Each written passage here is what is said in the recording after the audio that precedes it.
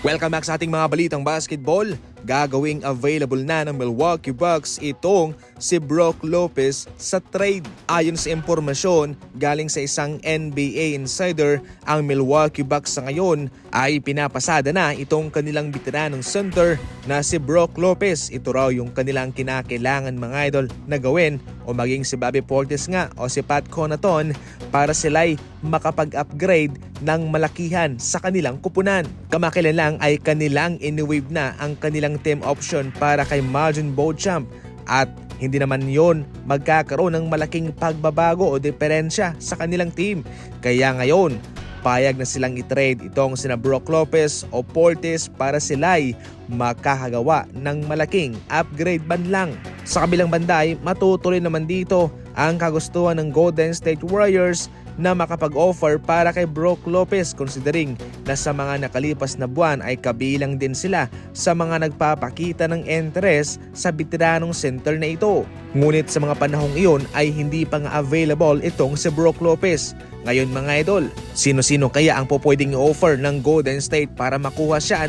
I-comment lang yan. Kung papalarin na sa Golden State siya mapupunta, hindi na siya mahirapang maka-adjust mga idol, dahil bilang isang big man ay mayroon din siyang taglay na kakayahang makatira from the 3-point line.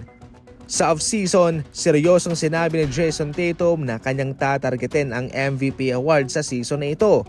Kung hindi man yung MVP award, ay yung Finals MVP.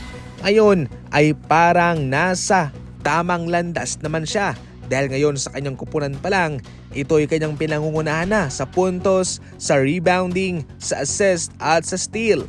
Mismong kay Jason Tatum na ho nanggaling na kahit na hindi man siya nanalo sa nagdaang season, kanyang pinapangako na sa hinaharap ay magkakaroon din siya ng MVP award. Sa ngayon para sa Celtics, nag-average po siya ng 30 points per game, 7 rebounds, 4 assists, and 2.2 steals per game. Pagkatapos na maunsyami ang kanyang debut sa kanyang bagong team na Sixers, ngayon opisyal na ngang magkakaroon ng kanyang debut itong si Paul George laban sa Phoenix Suns sa Lunes, o sa atin dito sa Pilipinas ay sa Martes po yan mga idol.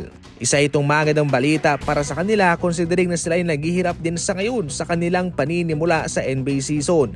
Itong si Paul George nga ang inaasahan nilang makapagbibigay ng malaking pagbabago sa kanilang kupunan, at isama mo na rin yung malaking ekspektasyon ng mga NBA fans sa kanya. Hindi pa man makakabalik sa Joel Embiid, kahit papano itong si Paul George ay pwede lang tumulong sa kanila mga idol, at magkakaroon na ng kapartner si Tyrese Maxey sa kanilang mga laban, at baka gumanda na yung kanilang kartada.